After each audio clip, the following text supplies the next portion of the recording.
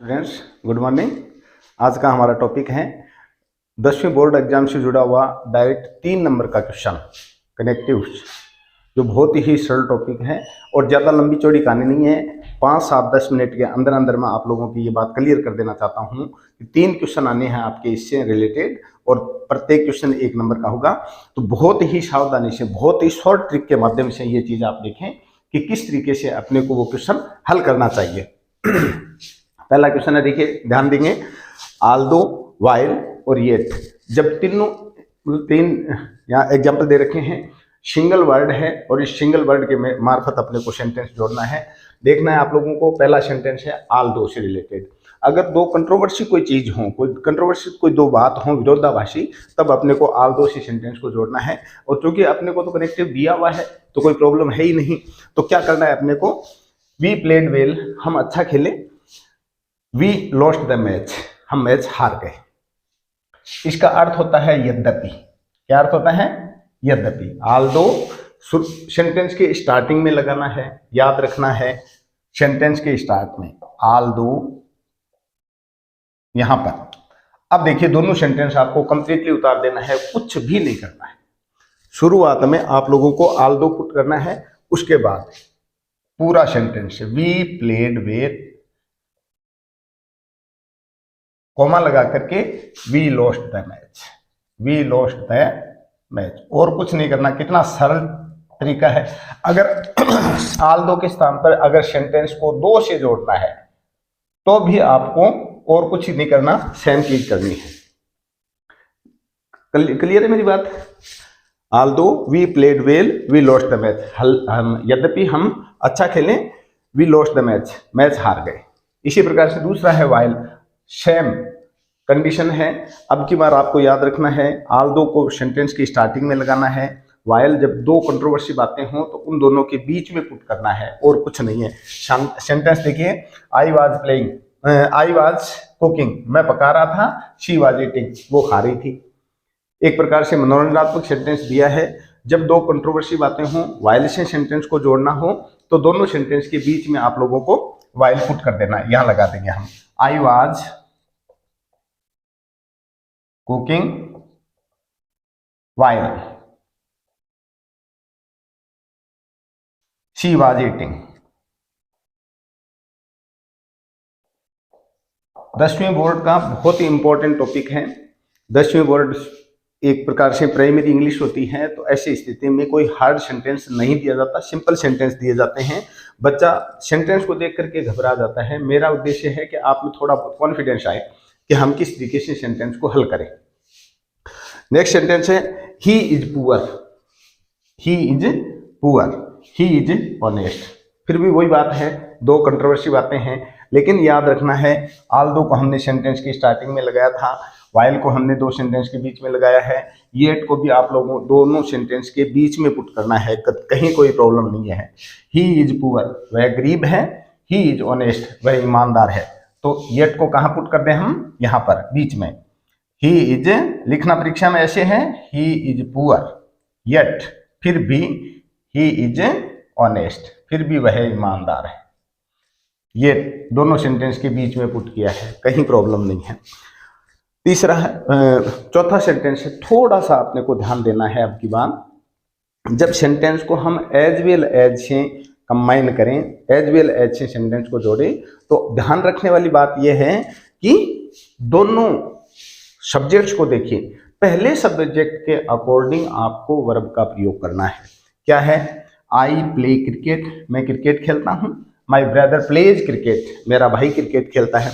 याद है आप लोगों को टेंस में बताई हुई बात है कि आई के साथ वर्ब के साथ कुछ नहीं जुड़ता है प्रेजेंट इंडेफिनिट टेंस में, लेकिन जब नाउन या प्रोनाउन सिंगुलर हो और प्रेजेंट इंडेफिनिट टेंस यूज किया हुआ होता है तो वर्ब के साथ एस जुड़ा हुआ होता है। याद है ना? इसलिए माई ब्रदर के साथ प्लेज आया है। जब हम एज वेल एज से सेंटेंस को जोड़ेंगे तो दो असमान चीजें क्या हैं वो देखिए आप ध्यान से, आई एंड माई ब्रदर, ये दो असमान सब्जेक्ट दे रखे हैं, आई एंड माई ब्रदर, दोनों असमान सब्जेक्ट्स के आगे आपको एज वेल एज पुट करना है और कुछ नहीं करना है। समान चीज है, प्ले क्रिकेट, प्लेज क्रिकेट, समान है ना, इसलिए पहले सेंटेंस की समान चीज को आप हटा दें, रिमूव कर दें, और वाक्य को कैसे लिखते हैं, I as well as my brother. अब यहां पर आई पहला सब्जेक्ट है, इसलिए हम यहां पर आई के अकॉर्डिंग प्ले का वर्ब का उपयोग करेंगे, प्ले क्रिकेट। नहीं समझ में आया, एक बार फिर देखिए, I play cricket, my brother pledge cricket. मैं क्रिकेट खेलता हूँ, मेरा भाई क्रिकेट खेलता है। यहाँ पर असमान सब्जेक्ट जो हैं वो हैं आई एंड माई ब्रदर। आई और माई ब्रदर के बीच में आपको एज वेल एज पुट करना है, कहीं डिफिकल्टी नहीं है। लेकिन मैं बताना ये चाहता हूँ कि आई और माई ब्रदर इन दोनों के लिए यहाँ पर, हालांकि सिंगुलर अपने को इस आई के अकॉर्डिंग है वर्ब का प्रयोग करना है, प्ले। इसमें प्लेज जो लगा है वो सिंगुलर नाउन होने के, वर्ब होने, नाउन होने के कारण हमने सिंगुलर वर्ब का प्रयोग किया था। हालांकि आई भी सिंगुलर है, लेकिन उसके साथ वर्ब के साथ एस नहीं इंक्लूड होता, इसलिए यह लिखा है। बोथ एंड, दोनों और, अर्थ देखिए दोनों और।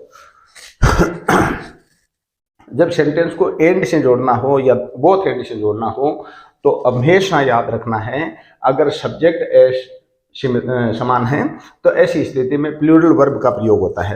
Manisha has a dog, Manisha के पास एक कुत्ता है। पूजा हैज ए डॉग, पूजा के पास एक कुत्ता है। ऐसी स्थिति में असमान चीज क्या है, मनीषा एंड पूजा, मनीषा एंड पूजा। तो आप मनीषा के आगे बोथ लगा दे, पूजा के आगे एंड लगा दे, कहाँ प्रॉब्लम आ रही है, both Manisha, both Manisha and Pooja,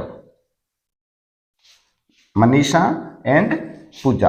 अब यहां पर आप लोगों को दो सब्जेक्ट एंड से जुड़ने के कारण ये मनीषा और पूजा दोनों एक हो गई, अब प्लूरल नाउन हो गया। यहाँ पे सब्जेक्ट क्या हो गया, प्लूरल, बहुवचन हो गया। ऐसी स्थिति में अपने को यहाँ हैज नहीं लगाना है, हैव लगाना है, हैव ए डॉग। ये याद रखने वाली बात है। इसी प्रकार से अगर इसको, चलो इसी वाक्य को मैं दोबारा बता देता हूं आपको, मिटा रहा हूं इसको। अगर सेंटेंस को एंड से जोड़ना है तो आपको सिर्फ बोथ नहीं लगाना है, बाकी एंड तो, एंड का प्रयोग तो होगा ही होगा। Manisha and Pooja have a dog, कई बार अकेला एंड आ जाता है।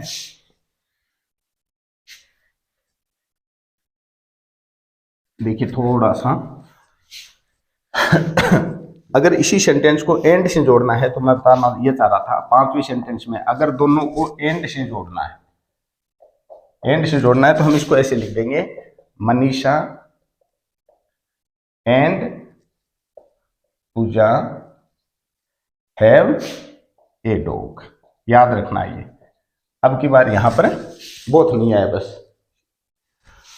सेक्शन नंबर सेंटेंस है, the question is very hard we can not solve it. या इसमें एक और देखिए आप, बोथ एंड में नॉट ओनली बट आल्सो का प्रयोग इसमें लिखा नहीं है मैंने, एक साथ ही सिमिलर बना देता हूं इसको। बोथ एंड में अगर बोथ एंड के स्थान पर नॉट ओनली बट आल्सो आ जाए तो हम इसको कैसे जोड़े, याद रखना है। नॉट ओनली मनीषा, देखो Manisha has a dog, Pooja has a dog, और अब की बार यहाँ पर कनेक्टिव जो दिया है वो नॉट ओनली बट आल्सो दिया है, तो कैसे जोड़ेंगे, not only Manisha but also Pooja has a dog. अब की बार हैज आएगा, हैव नहीं आएगा, न केवल परंतु भी। इसी प्रकार से अगर छठे में बताया, ये पांचवें में छठा सेंटेंस देखिए, the question is very hard we can not solve it. 6 number question है, याद रखना है सबसे इंपॉर्टेंट पॉइंट है ये, टू का और सो दैट का, दोनों में से एक वाक्य जरूर आना है एग्जाम में। बोर्ड एग्जाम का ये नियम है कि वो टू को और सो दैट को इग्नोर नहीं करता है। तो ऐसी स्थिति में आपको इस सेंटेंस पे पूरा पे करना है, पूरा अटेंशन देना है। The question is very hard we can not solve it, to से जोड़ेंगे तो याद रखना है फर्स्ट सेंटेंस में आपको वेरी जरूर दिया हुआ मिलेगा। क्या मिलेगा, वेरी। तो हम वेरी के स्थान पे टू लगा देंगे, द क्वेश्चन इज,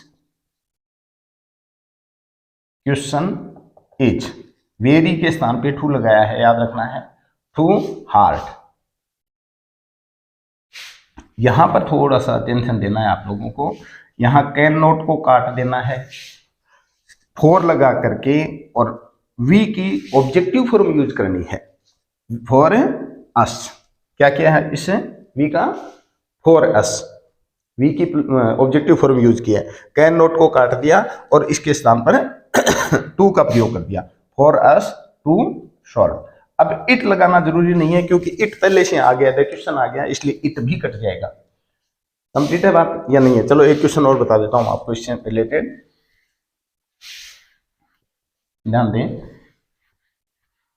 या फिर पहले इसको देखिए, एक सो दैट से और जोड़ना है इसी सेंटेंस को। अगर सो दैट से जोड़ना हो तो कैसे लिखेंगे? सो दैट से अगर सेंटेंस को जोड़े तो किस तरीके से जुड़ेगा, याद रखना है, वही सेम नियम है। अब की बार सो दैट से जोड़ेंगे ना तो द क्वेश्चन इज, वेरी के स्थान पर शोर लगाना है, the question is so hard. और पिछली बार टू में जोड़ा था तो वी कैन नॉट को हमने चेंज किया था पूरी तरह से, वी का कोरस किया था और कैन नॉट के स्थान पे टू लगाया था। अब की बार आपको कुछ नहीं करना है, दोनों सेंटेंस के बीच में दैट लगा देना है, that we can not solve, और इट नहीं लगाना है, इट का प्रयोग पहले हो गया है। The question is so hard that we can not solve, प्रश्न इतना कठिन है कि हम हल नहीं कर सकते। अब देखिए एक सेंटेंस और लेते हैं, अपने 7वां सेंटेंस बता देता हूं आप लोगों को। The box is very heavy, I can not lift it. ये सेंटेंस है, इसको टू से जोड़ना भी आ सकता है या फिर सो दैट से जोड़ना भी आ सकता है, किसी भी तरीके से आ सकता है, दोनों में से कोई भी तरीका होगा तो अपने लिए हार्ड नहीं होगा, सिंपल सी चीज है, ध्यान देंगे। हाँ, वेरी के स्थान पे टू लगाना है, टू से जोड़ रहा हूं, the box is too heavy, संदूक इतना भारी है।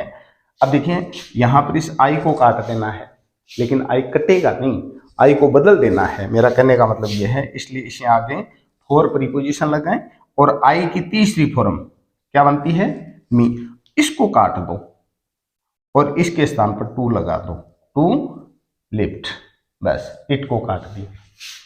कहीं प्रॉब्लम है क्या? सो दैट से अगर इसी सेंटेंस को हम सो दैट से जोड़ें तो आप लोगों को कुछ नहीं करना है। देखिए यहां लिखा हूं मैं रेड पेन से, the box is so heavy, यहां तक ले लिया। उसके बाद आप लोगों को पूरे वाक्य में से कुछ नहीं काटना है, सिर्फ दैट लगा करके सेंटेंस को यूं का यूं उतार देना है, कैन नॉट लिफ्ट, इट को काट देना है, बस। क्लियर है? बहुत ही शॉर्ट टाइम में मैंने आप लोगों के सामने एक कंसेप्ट को क्लियर करने की कोशिश की है। अगर मेरी बात आप लोगों को अच्छी लगी है, अगर आपके परीक्षा के बहुत ज़्यादा लायक है तो आप मेरे चैनल को जरूर सब्सक्राइब करें, ताकि मैं भी मोटिवेट हो सकूं और छोटे छोटे वीडियो ग्रामर के आप लोगों के लिए या फिर मैथमेटिक्स के बना करके आप लोगों को लाभान्वित कर सकूं। धन्यवाद।